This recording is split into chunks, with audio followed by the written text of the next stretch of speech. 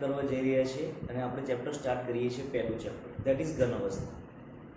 તો ખાસ ધ્યાન રાખજો, હવે આ ચેપ્ટર ખૂબ જ સહેલું છે, પરંતુ એની અંદર ઘણી વસ્તુ સમજવાની છે. ગૂંચવાથી આ ચેપ્ટર નહીં આવે. ગુજકેટની અંદર બેઠે બેઠા ટેક્સ્ટ બુકના ટેબલના MCQ પૂછાય છે, તો ટેક્સ્ટ બુક પણ રિફર કરવી. જુદા જુદા એક્ઝામ્પલ પણ પૂછાય છે, તો એક્ઝામ્પલ ક્યારે આવડશે, આ કન્સેપ્ટ ખબર પડશે તો નીટ JEE અંદર બેઠે બેઠા સીધા ક્વેશ્ચન પૂછી નાખે છે. વિધિન કેલ્ક્યુલેશન કરવાની પણ જરૂર નથી હોતી, એવા ક્વેશ્ચન પૂછાય છે. તો ખાસ ધ્યાન રાખજો, બહુ જ ઇઝી ચેપ્ટર છે, સમજજો. તો આપણે ચેપ્ટર સ્ટાર્ટ કરીએ છીએ ઘન અવસ્થા.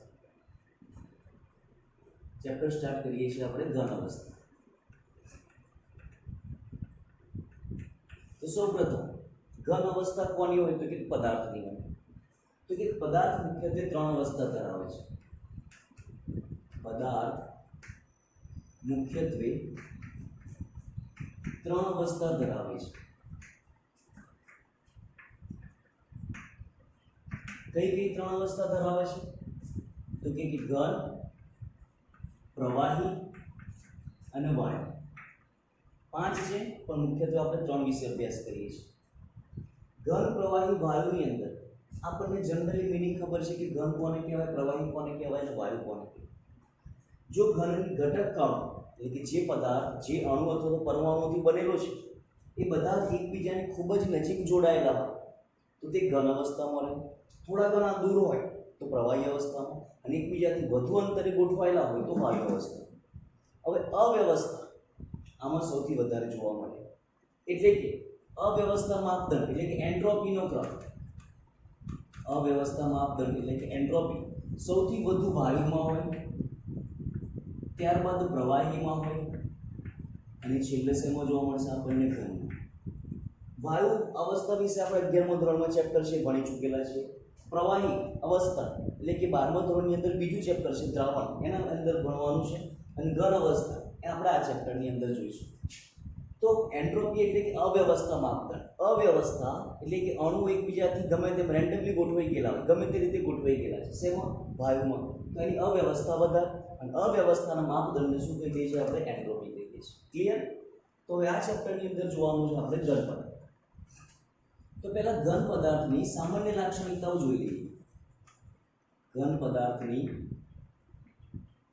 સામાન્ય લાક્ષણિકતા.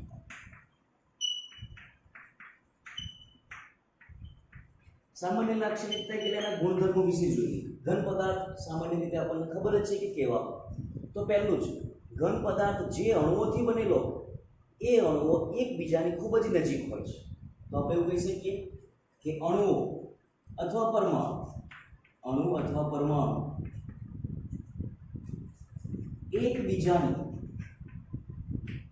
એકબીજાથી ખૂબ જ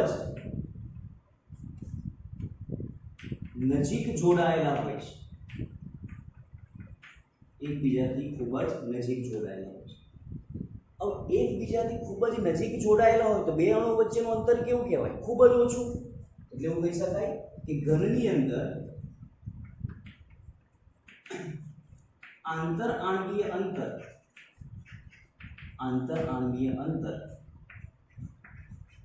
ખૂબ જ ઓછું હોય છે. હવે અંતર જો ખૂબ ઓછું હોય દેટ મીન્સ એકબીજાની ખૂબ જ નજીક જોડાયેલા છે. હવે નજીક ક્યારે જોડાય તો કે આકર્ષણ બળ વધારે હોય તો આપણે શું કહી શકીએ કે અંતર ઓછું હોવા પાછળનું રીઝન શું હશે તો કે આંતરઆણવીય આકર્ષણ બળ વધુ હોય છે. આંતરઆણવીય આકર્ષણ બળ કેવું આવશે? વધારે છે. હવે આંતરઆણવીય આકર્ષણ બળ વધારે હોય એટલે શું કહેવાય તો કે અણુઓને છૂટા પાડવા માટે ઊર્જા કેવી આપવી પડશે? વધારે. એટલે એવું કહી શકાય કે તેમની અથવા તેમના ઉત્કલન બિંદુ ખૂબ જ ઊંચા હોય છે. ઘન પદાર્થના ઉત્કલન બિંદુ કેવા હોય છે? ઊંચા હોય છે. હવે ખાસ ધ્યાન રાખજો, જો આંતરઆણવીય અંતર ખૂબ જ ઓછું હોય એટલે કે આકર્ષણ બળ કેવું આવશે? વધારે છે. હવે આકર્ષણ બળ વધારે છે એટલે થોડીક જગ્યાની અંદર, એટલે કદ કેવું છે નાનું, અને અણુઓ કેવા છે બધા, અણુઓ વધારે છે તો આણ્વીય દળ વધી ગયું, જગ્યા ઓછી થઈ ગઈ તો ઘનતા કેવી જોવા મળશે, મને વધારે જોવા મળશે, ઘનતા ઊંચી જોવા મળે છે, ઘનતા કેવી જોવા મળે છે, ઊંચી જોવા મળે છે. ક્લિયર? તો એકબીજાથી ખૂબ જ નજીક જોડાયેલા હોય તો આપણે આ બધું કહી શકીએ. બીજું કે એમના જે કદ અને આકાર હોય એ કેવા હોય, ફિક્સ હોય. ઘન પદાર્થની જો એક વખત ગોઠવણી થઈ ગઈ પછી એ પોતાનો આકાર ઝડપથી ના બદલી શકે, એટલે કે ઘન પદાર્થના આકાર, કદ ચોક્કસ હોય છે, અને જોડે જોડે સપાટી એટલે કે પૃષ્ઠ પણ ચોક્કસ હોય છે. પૃષ્ઠ પણ કેવું હોય છે, ચોક્કસ હોય છે. ક્લિયર? બીજું કે આપણે જોઈએ કે ઘન પદાર્થ છે, દાખલા તરીકે આ ચોક છે, ઘન પદાર્થ છે, અણુઓની ગોઠવણી થઈ ગયેલી છે. તો અણુઓની ગોઠવણી થઈ ગઈ છે તો ઘન પદાર્થ બની ગયો. હવે ઘન પદાર્થ બન્યા પછી જો હું એને દબાવું તો દબે ના દબે. કેમ? તો કે અણુઓ એકબીજાની ખૂબ જ નજીક જોડાયેલા છે, તેમની વચ્ચે જગ્યા કેવી હશે, ઓછી. જગ્યા ઓછી હોવાને કારણે એના દબાણનો ગુણધર્મ એના ઉપર લાગુ નથી પડતો, એટલે કે ઘન પદાર્થ અદબનીય હોય છે. ઘન પદાર્થ અદબનીય, દ્રઢ. અદબનીય નો મતલબ શું થશે, દ્રઢ, કોઈ અસર નથી થતી આમના ઉપર દબાણ. નેક્સ્ટ કહીએ તો શું થશે, આ સમજો કે આમના જે ગુણધર્મો ખરા, ઘન પદાર્થના જે ગુણધર્મો ખરા એ કોના ઉપર આધાર રાખશે, તો ઘટક કણોની ગોઠવણી ઉપર. ઘટક કણોની ગોઠવણી બદલાઈ, એમના ગુણધર્મો બદલાઈ. તો આપણે લખી શકીએ કે ઘન પદાર્થના ગુણધર્મો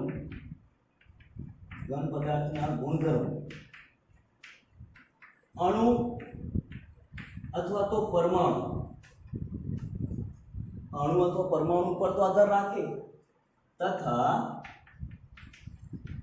તેમની ગોઠવણી ઉપર પણ આધાર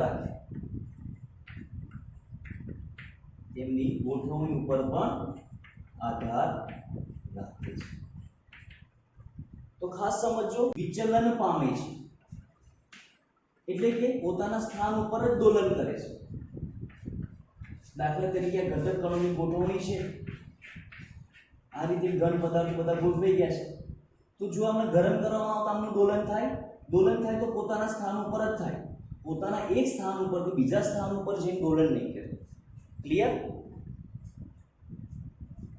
સામાન્ય રીતે ઘન પદાર્થનું વર્ગીકરણ આપણે પ્રયોગશાળાની અંદર પણ કરીએ છીએ.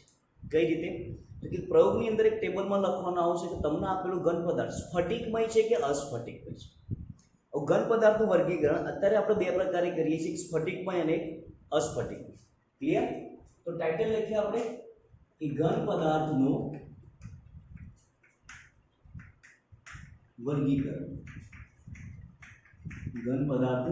આના દેખાવને આધારે છે, સ્ફટિકમય અને અસ્ફટિકમય એના દેખાવને આધારે. તો પહેલો પાર્ટ છે સ્ફટિકમય ઘન, બીજો પાર્ટ લઈ લઈએ આપણે અસ્ફટિકમય ઘન. ખાસ સમજો, સ્ફટિકમય ઘન અને અસ્ફટિકમય ઘન જનરલી આપણને ખ્યાલ છે, કહેતા નથી કે આ સ્ફટિકમય છે અને અસ્ફટિકમય, પરંતુ આપણે ઓબ્ઝર્વ કરેલું છે. દાખલા તરીકે એક પાવડર લઈએ પણ જે હાથમાં લેવાથી કકરો લાગે, કેવો લાગશે, કકરો. અને બીજી એક બાજુ પાવડર લઈએ કે જે લીસો લાગે. જો કકરો લાગે તો સમજવાનું સ્ફટિકમય ઘન પદાર્થ છે, અને જો લીસો લાગે તો સમજવાનું એ અસ્ફટિકમય છે. NaCl પાવડર લઈ લઈએ આપણે તો થોડુંક કકરું લાગશે. જ્યારે પોન્ડ્સ પાવડર લઈ લઈએ તો એ કેવો લાગશે, લીસો. તો એનું શું કહી દઈશું આપણે, અસ્ફટિકમય ઘન. બરાબર છે? ચલો એક ઉદાહરણ આપીએ અને બાકીના બધા એના ગુણધર્મો સમજીએ. દાખલા તરીકે હું એક ઉદાહરણ આપી દઉં છું, કોઈ પણ આયનીય પદાર્થ, દાખલા તરીકે NaCl, KCl ઉદાહરણ લખીશું પણ ખાલી સમજવા માટે. અને અસ્ફટિકમય માટે ઉદાહરણ આપી દઉં છું, રબર, મીણ વગેરે. રબર પણ જોયેલું છે, મીણ પણ જોયેલું છે. ચલો પહેલા વાત કરીએ આપણે આકારની. કોઈ પણ જગ્યાએ જાઓ NaCl નો આકાર કેવો હોય ફિક્સ જ. કોઈ પણ જગ્યાએ જઈએ આપણે NaCl એના ગુણધર્મો અને બધું જ કેવું હોય છે ફિક્સ જ હોય છે. મતલબ એનો આકાર પણ ચોક્કસ હશે, એટલે કે ચોક્કસ આકાર ધરાવે છે. ચોક્કસ આકાર ધરાવે છે. જ્યારે રબર આપણે જોયેલું છે, રબરનો શું ચોક્કસ આકાર હોય? ના હોય. એટલે કે ચોક્કસ આકાર ધરાવતા નથી. ચોક્કસ આકાર ધરાવતા નથી. હવે આ ચોક્કસ આકાર ધરાવે છે, કોઈ પણ જગ્યાએ જાઓ NaCl જો ચોક્કસ આકાર ધરાવે છે, આનો મતલબ શું હશે? એટલે કે તેમાં રહેલા ઘટક કણોની ગોઠવણી ચોક્કસ હોય. છે. આનો મતલબ શું થાય? ઘટક કણોની ગોઠવણી ચોક્કસ એટલે તમે કોઈ બી બાજુથી જુઓ, બધી બાજુથી એના ઘટક કણોની ગોઠવણી કેવી લાગશે? મને એક સમાન જ લાગશે. એટલે એવું કહી શકાય કે તેમના ઘટક કણોની ગોઠવણી લાંબા અંતર સુધી એક સમાન હોય છે. જ્યારે રબર જો બધી બાજુ અલગ અલગ, તેમની ગોઠવણી પણ કેવી હશે? અલગ અલગ. એવું કહી શકાય કે ઘટક કણોની ગોઠવણી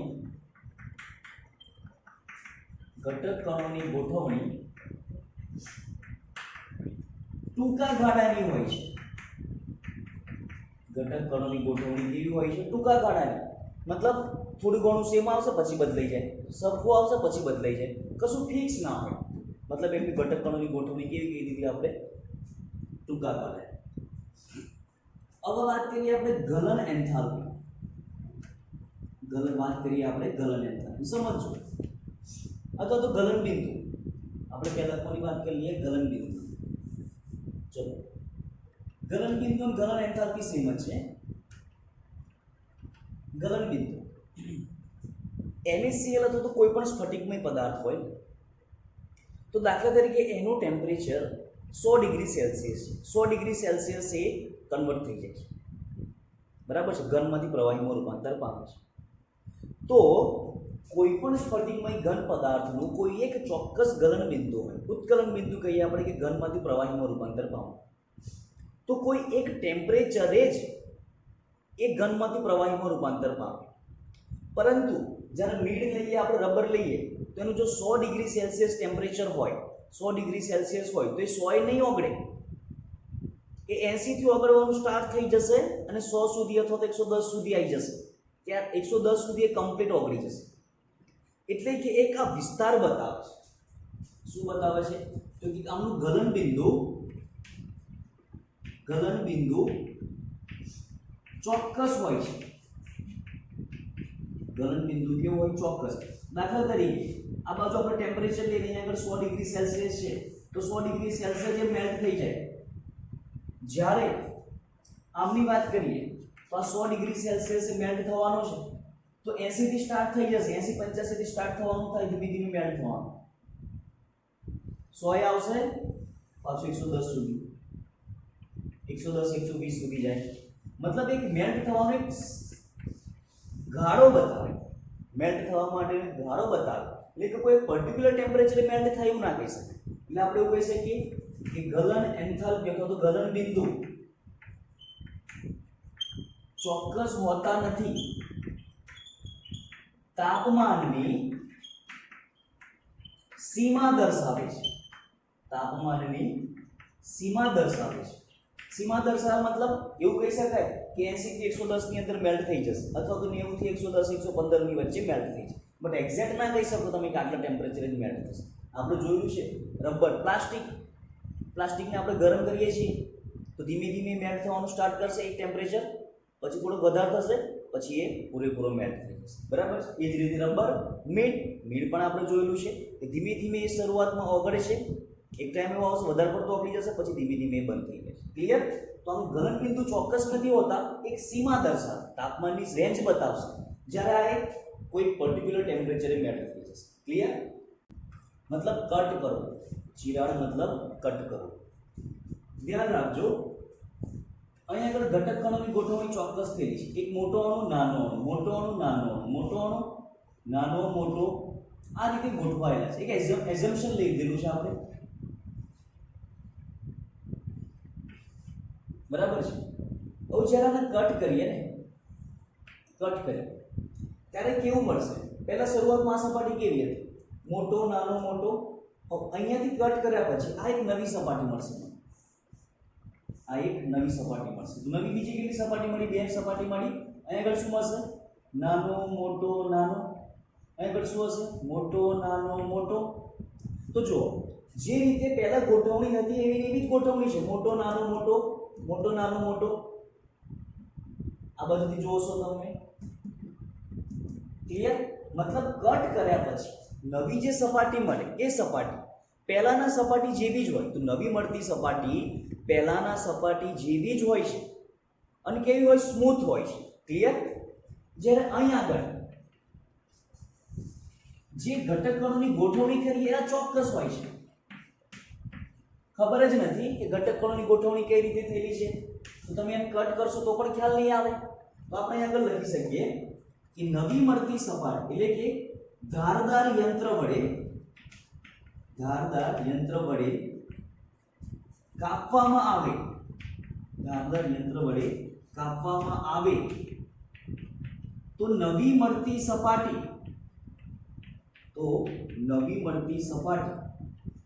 મૂળ સપાટી જેવી જ હોય છે. મૂળ સપાટી જેવી જ હોય છે અને કેવી હોય? સુવાળી એટલે કે સ્મૂથ. કેવી હોય છે? સ્મૂથ હોય છે. જ્યારે આ સપાટી ફિક્સ જ નથી, ઘટક કણોની ગોઠવણી અણુ આવી જશે, આ રીતે મારે કટ કરવો પડશે. તો શું મળશે? તો કે ધારદાર યંત્ર વડે કાપવામાં આવે તો નવી મળતી સપાટી ખરબચડી હોય છે. નવી મળતી સપાટી ખરબચડી હોય છે અને મૂળ સપાટી જેવી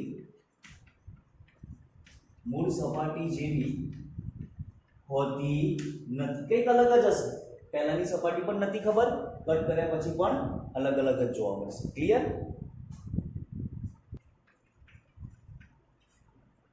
વિદ્યુતીય વાહકતા,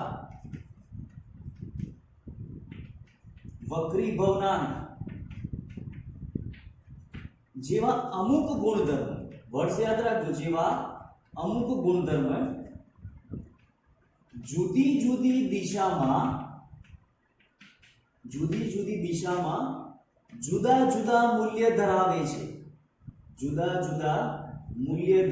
છે. ખાસ સમજો. અમુક ગુણધર્મો કયા કયા? યાંત્રિક ગુણધર્મ, વિદ્યુતીય વાહકતા, વક્રીભવનાંક જેવા ગુણધર્મો જુદી જુદી દિશામાં જુદા જુદા મૂલ્ય ધરાવે છે. જ્યારે આ કેવા ગુણધર્મ ધરાવે? આ બધા જ ગુણધર્મો તો કે જુદી જુદી દિશામાં સમાન ગુણધર્મ ધરાવે છે.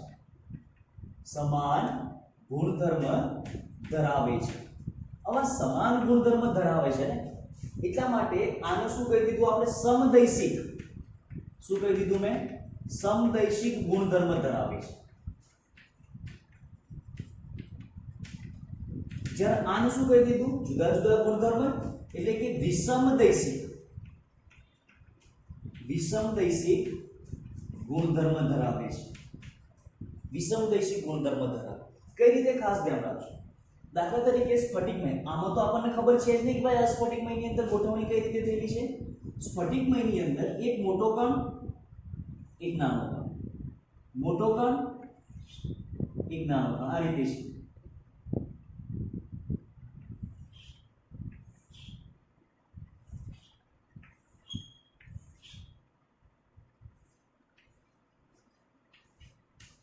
આ રીતે ગોઠવણી, ચોક્કસ ગોઠવણી થયેલી છે, આગળ પાછળ ઉપર નીચે બધી જગ્યાએ.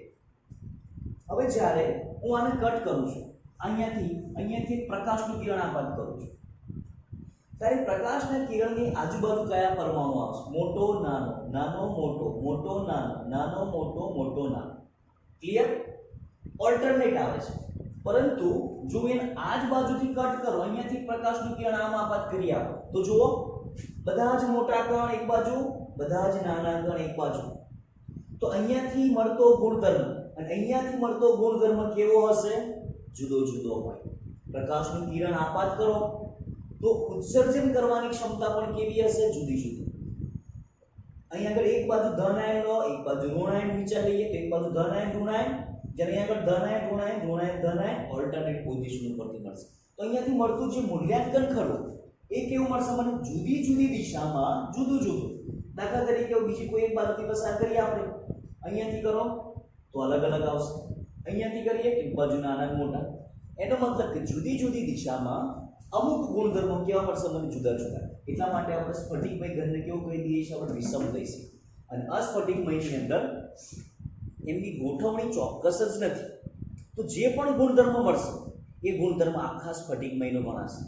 જે પણ ગુણધર્મ, દાખલા તરીકે રબર છે તો રબરને તમે ઉપરથી દબાવો કે નીચેથી દબાવો, બંને બાજુથી જેટલું પ્રેશર આપશો ને એટલું જ દબશે.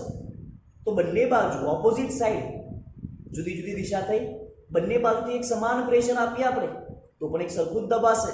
મતલબ બધી જ જુદી જુદી દિશામાં એમના ગુણધર્મો કેવા મળશે મને? સેમ. એટલા માટે શું કહી દઈએ છીએ આપણે? એને સમદેશી કહીએ છીએ. ક્લિયર?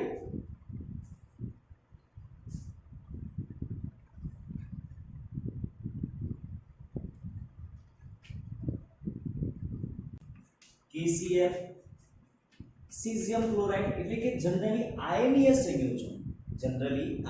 સંયોજન, કેવા હોય છે? સ્ફટિકમય હોય છે. ક્લિયર? બીજું લઈ લઈએ આપણે રોમ્બિક સલ્ફર.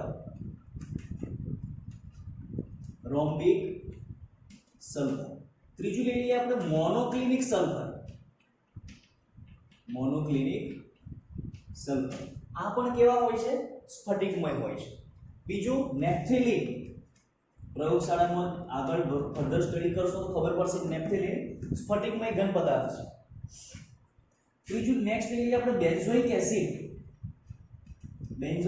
પણ તમે આગળ સ્ટડીમાં લેશો. અને નેક્સ્ટ લઈએ છીએ આપણે પોલિસ્ટાયરીન. આ બધા ઉદાહરણ છે જનરલી. એવું નહીં કે આટલા જ છે, બહુ બધા છે, ખાલી સમજવા માટે આટલા છે. આના માટે લઈ લઈએ આપણે કાચ, રબર, પોલીવિનાઇલ ક્લોરાઇડ PVC, પોલીટેટ્રાફ્લોરોઇથિન, લાકડું સુગર, આયર્ન Fe. આ બધા કેવા છે? અસ્ફટિકમય ઘન છે. ક્લિયર? હવે આપણે ડિટેલમાં સ્ટડી કરવાનું છે સ્ફટિકમય ઘન વિશે. તો સ્ફટિકમય ઘનના પણ પ્રકાર છે. જુદા જુદા અણુઓના આધારે એમના પ્રકાર પડે છે, એમના ગુણધર્મો બદલાય, ગોઠવણી બદલાય, તેમના રચના પણ બદલાઈ જશે. ક્લિયર? તો આપણે જોઈએ છીએ હવે કે ઘન પદાર્થોના પ્રકાર. શું જોઈએ છીએ આપણે? ઘન પદાર્થોના પ્રકાર. હવે જે ઘન પદાર્થોના પ્રકાર પાડવામાં આવેલા છે એ પ્રકાર કોના આધારે પાડેલા છે? તો ખાસ ધ્યાન રાખજો, આકર્ષણ બળને આધારે. શેના આધારે? આકર્ષણ બળના આધારે. અણુઓ જ્યારે એકબીજા સાથે જોડાય તો એમની વચ્ચે આકર્ષણ બળ જુદા જુદા પ્રકારના હોય છે. હવે આકર્ષણ બળને આધારે એમની ગોઠવણી થતી હોય અને એમની ગોઠવણીને આધારે એમના ગુણધર્મો જોવા મળે. તો આપણે જોઈશું કે અણુઓ કઈ રીતે બને, અણુઓ એકબીજા સાથે જોડાય તો એમના ગુણધર્મોમાં શું ફેરફાર થાય છે. તો ખાસ ધ્યાન રાખજો, ઘન પદાર્થોના પ્રકારની અંદર મેઇનલી 4 પ્રકાર છે. કયા કયા 4 પ્રકાર છે? ખાસ સમજજો. પહેલું છે આણ્વીય ઘન. બીજું છે આયનીય ઘન. ત્રીજું છે ધાત્વીય ઘન. અને ચોથો પ્રકાર આપણે પાડેલો છે સહસંયોજક ઘન. સમજો, તો કે આણ્વીય ઘન, આયનીય ઘન, ધાત્વીય ઘન અને સહસંયોજક ઘન. તો જનરલી શું દેખાય છે આપણને? તો કે આકર્ષણ બળને આધારે જેમના નામ પાડ. આ ઘનની અંદર કયું આકર્ષણ બળ હશે? સહસંયોજક. ધાત્વીય ઘનમાં ધાત્વીય બળ, આયનીય ઘનમાં આયનીય બળ અને આણ્વીય ઘન. આણ્વીય ઘન ત્રણ પ્રકારના છે, અણુ ત્રણ પ્રકારના જોવા મળે. તો આપણે પહેલા જોઈ લઈએ આણ્વીય ઘન, ત્યારબાદ જોઈશું આયનીય ઘન, ધાત્વીય ઘન, પછી સહસંયોજક ઘન. ક્લિયર? તો ચલો પહેલું ટાઇટલ લખીએ આપણે આણ્વીય ઘન. તો કે આણ્વીય ઘન શેનાથી બનેલો હશે? શેનાથી બનેલો હોવો જોઈએ? શેનાથી બનેલો હોય? તો કે અણુઓથી. શેનાથી બનેલો હશે? અણુઓથી. હવે અણુઓ ત્રણ પ્રકારના. કયા કયા ત્રણ પ્રકાર ખાસ સમજો. તો કે પહેલા અણુ છે બિનધ્રુવીય, પછી બીજો હોય છે કે ધ્રુવીય અને ત્રીજો હોય છે કે હાઇડ્રોજન બંધથી પણ જોડાય. તો આ ત્રણે ત્રણ શેનાથી બનેલા હશે? અણુઓથી બનેલા હશે. હવે બિનધ્રુવીયનો મતલબ શું છે? તો કે બે અણુ, વર્ડ યાદ રાખજો, અણુ જોડાય પરંતુ એમની અંદર ધ્રુવો ઉત્પન્ન ના થાય. દાખલા તરીકે આપણે H2 નું ઉદાહરણ લઈએ. એક H2 અને બીજું H2. આ કઈ રીતે હોય? તો કે H bond H, H bond H. આ એક અણુ, આ બીજું અણુ. પણ શું આ બે હાઇડ્રોજનમાંથી એક પણ હાઇડ્રોજન ઉપર ધન વીજભાર કે ઋણ વીજભાર હોય? ના. અહીંયા હોય? ના. બીજું Cl2 Cl2 લઈ લઈએ. કયા ક્લોરીન ઉપર ઋણ વીજભાર, કયા ક્લોરીન ઉપર ધન વીજભાર? એકે ઉપર નહીં. તો આ બંને જોડાય તો ખરા, પણ એકબીજાથી કેવા રહેશે? દૂર રહેશે. તો H2 છે, Cl2 છે, આર્ગોન છે, CCl4 છે. આ બધા ઉદાહરણ કે જેની અંદર બિનધ્રુવીય બંધ જોવા મળે. બિનધ્રુવીય મતલબ ધ્રુવો ના હોય એની અંદર. બીજું ધ્રુવીય. ધ્રુવીયનું એક્ઝામ્પલ આપી દઈએ આપણે. HCl લઈ લો અને બીજું એક HCl લઈ લો. તો HCl માં H ઉપર પોઝિટિવ અને Cl ઉપર નેગેટિવ. H ઉપર પોઝિટિવ, Cl ઉપર નેગેટિવ. તો આ બંને વચ્ચે એક આકર્ષણ બળ થાય. તો આને શું કહી દઈશું આપણે? ધ્રુવીય.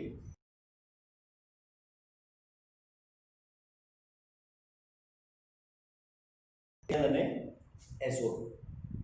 બરાબર છે. હાઇડ્રોજન બળ જનરલી આપણને ખબર છે એક બે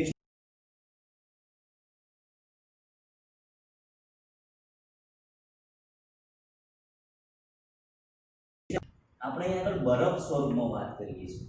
કયા સ્વરૂપમાં વાત કરીએ છીએ? બરફ સ્વરૂપ. ક્લિયર? હવે ખાસ સમજો. હવે આની અંદર આકર્ષણ બળ કયું હશે? આકર્ષણ બળ કયું હશે? H2 H2 વચ્ચે કોઈ પણ પ્રકારનું આકર્ષણ બળ ના હોય. Cl2 Cl2 વચ્ચે આકર્ષણ બળ ના હોય. એ રીતે CCl4 CCl4 વચ્ચે પણ આકર્ષણ બળ ના, પરંતુ એક કન્ટેનરમાં તો જોડે રહેશે.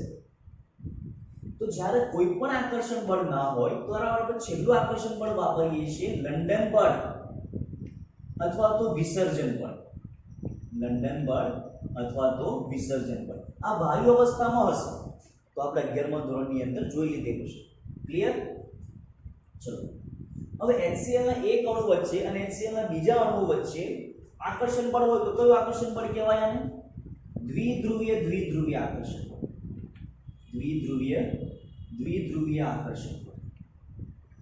અને આગળ કયો બંધ જોવા મળશે આપણને? હાઇડ્રોજન બંધ. આ તો ક્લિયર જ છે આપણને. ઓકે. હવે સ્વભાવે કેવા હોય? સ્વભાવે કેવા હોય? H2 H2 એકબીજા સાથે નજીક નજીક જોડાતા નથી. તો મારે બે H2 ને દબાવવો હોય તો દબાય કે ના દબે? દબશે. દબે તો હું શું કહી દઉં? મૃદુ કહી દઉં. શું કહી દઉં ભાઈ? મૃદુ. દબાઈ શકાય. બીજું કે HCl આપણે કેવું કહેવાશે ભાઈ? મૃદુ. વાયુ અવસ્થામાં જોવા મળશે. H2O બરફ. બરફ અવસ્થામાં કેવો હોય? સખત. દબાવો નહીં દબે. તો બરફ અવસ્થામાં કેવો કહેવાશે? આ સખત. ક્લિયર? ચલો H2 ઇલેક્ટ્રોન મુક્ત છે જ નહીં.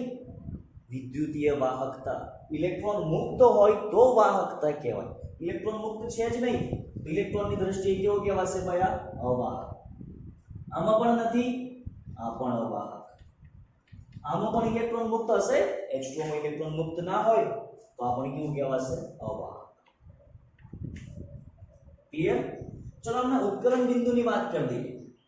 ઓલરેડી કેવા છે? છૂટા છૂટા. તો છૂટા પાડવા માટે ઉર્જા કેવી આપવી પડશે? ઓછી. તો ઉત્કલન બિંદુ કેવા હશે? આમના નીચા. આકર્ષણ બળ પણ ઓછું છે તો આ પણ કેવા આવશે? નીચા. ભાઈ આ તો સખત, આ તો મૃદુ હતા પણ આ તો સખત છે. તો સખત હોય તો ઉત્કલન બિંદુ કેવું આવવું જોઈએ? ઊંચું. પરંતુ આપણને ખબર છે કે બરફને ફ્રીજમાંથી કાઢી અને ટેબલ ઉપર મૂકી દો ભાઈ વાતાવરણમાં, એમને મોકલી જશે તો આનું ઉત્કલન બિંદુ પણ કેવું આવશે? નીચું આવશે.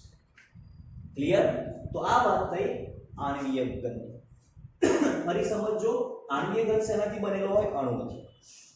અણુ કેટલા પ્રકારના હશે? બિનધ્રુવીય, ધ્રુવીય અને હાઇડ્રોજન બંધિત. બિનધ્રુવીયની અંદર કે જેમાં ધ્રુવો ઉત્પન્ન ના થતા હોય, H2 વચ્ચે ના થાય, Cl2 વચ્ચે ના થાય, આર્ગોન વચ્ચે ના થાય. HCl માં કયો બંધ હોય ભાઈ? દ્વિધ્રુવીય. એ રીતે SO2 માં પણ હોય. SO2 માં એક લોન પેર આવશે, ઓક્સિજન ઉપર -4. H2O બરફ અવસ્થામાં હાઇડ્રોજન બંધ બનાવે. આકર્ષણ બળ સ્વભાવ કેવા છે? મૃદુ કે સખત? વાહકતા, વિદ્યુતીય વાહકતા, અવાહક. કેમ? એકેયમાં ઇલેક્ટ્રોન મુક્ત નથી. અને નીચા ગલન બિંદુ હોય, નીચા, આનું પણ નીચું. ક્લિયર?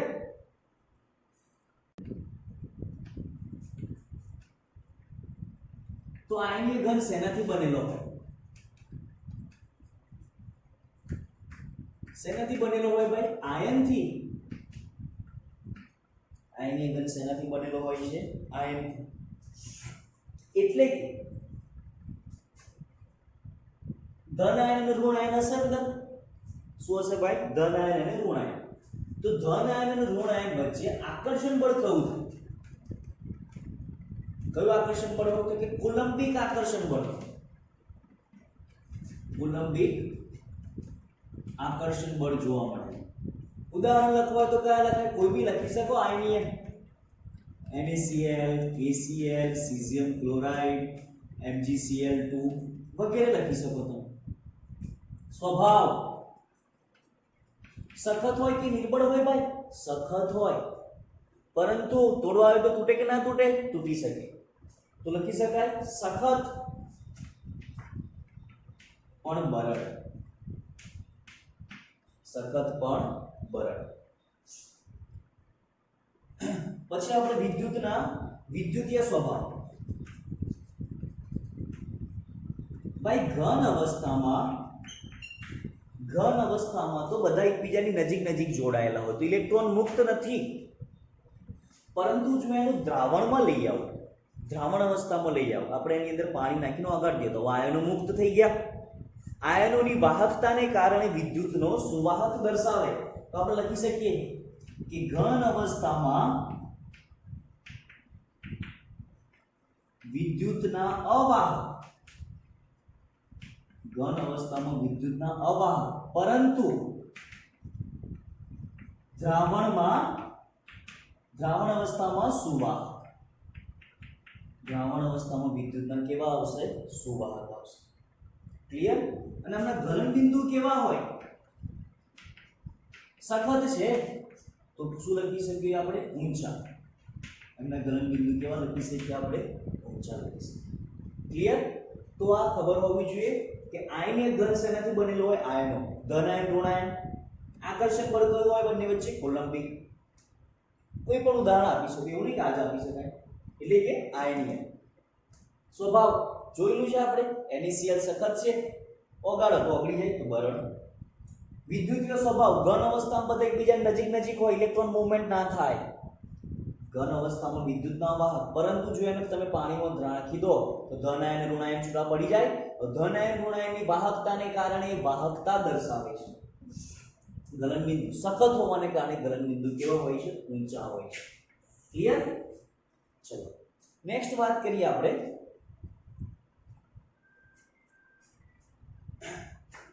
ધાત્વીય ઘન. ધાત્વીય ઘન. તો ભાઈ ધાત્વીય ઘન શેનાથી બનેલો? ધાતુથી. ધાત્વીય ઘન શેનાથી બનેલો હશે? ધાતુથી બનેલો છે. મતલબ આની અંદર ધાતુ જ હોય ભાઈ, બીજું કશું જ નહીં. તો આકર્ષણ બળ કયું હોવું જોઈએ? ધાતુ ધાતુ વચ્ચે કયું આકર્ષણ બળ જોવા મળશે ભાઈ? તો કે ધાત્વિય બળ. કયું બળ જોવા મળશે મને? ધાત્વિય બળ. કઈ રીતે? દાખલા તરીકે એલ્યુમિનિયમની પટ્ટી લઈ લઈએ આપણે, તો બધી જગ્યાએ એલ્યુમિનિયમ જ હોય, બીજું કશું ના હોય ભાઈ.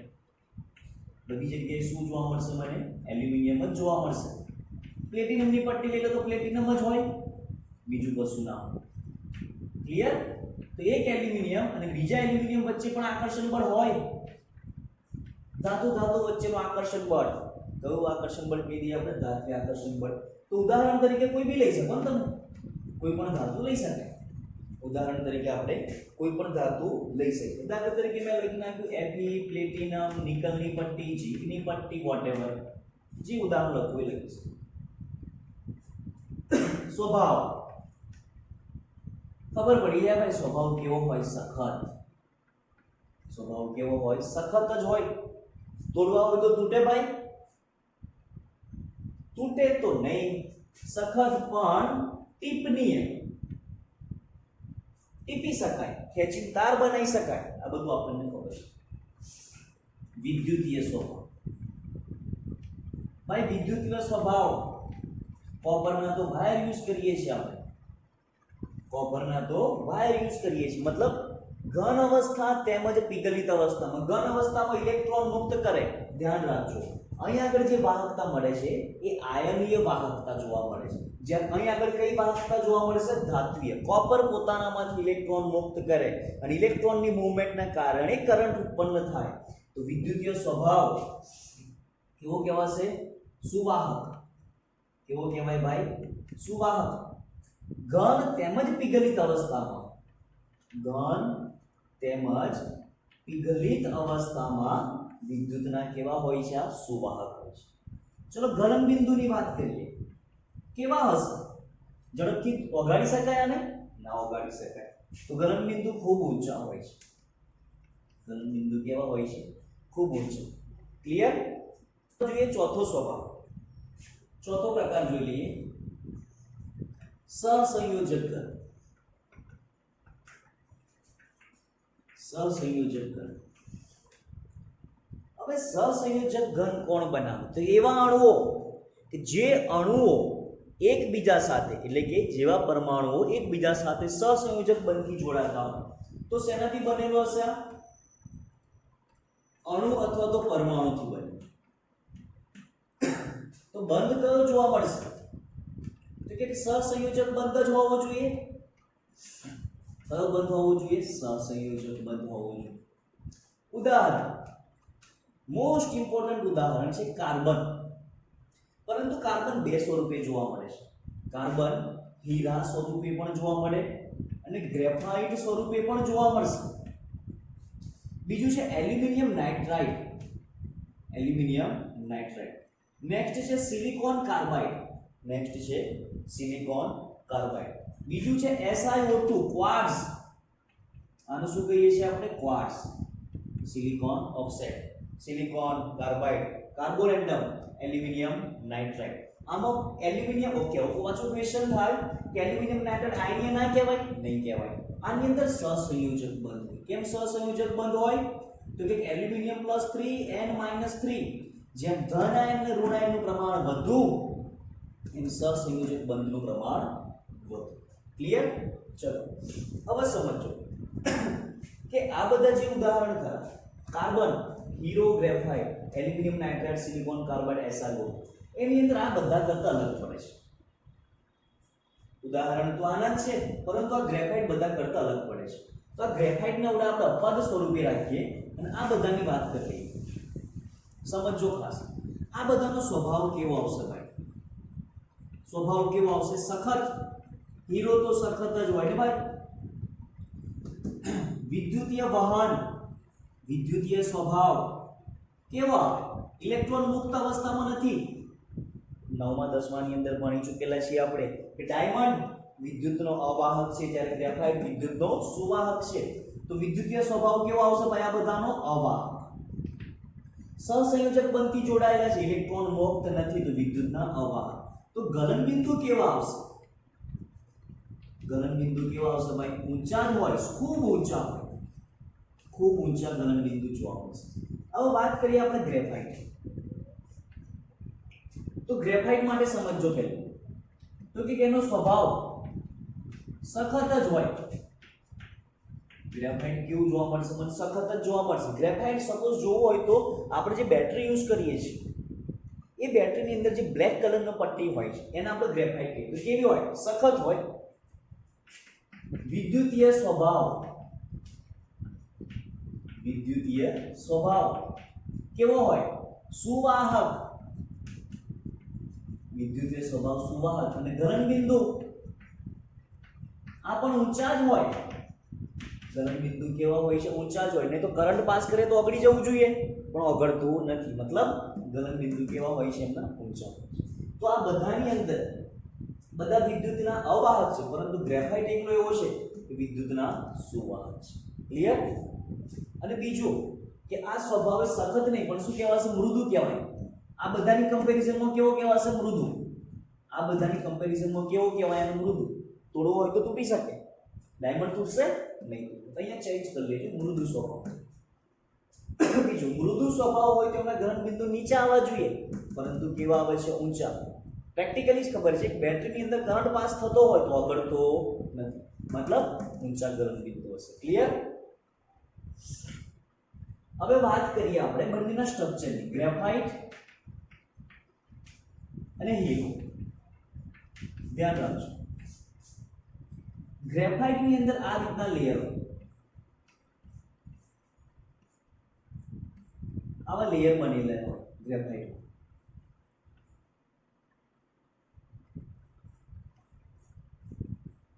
બરાબર છે?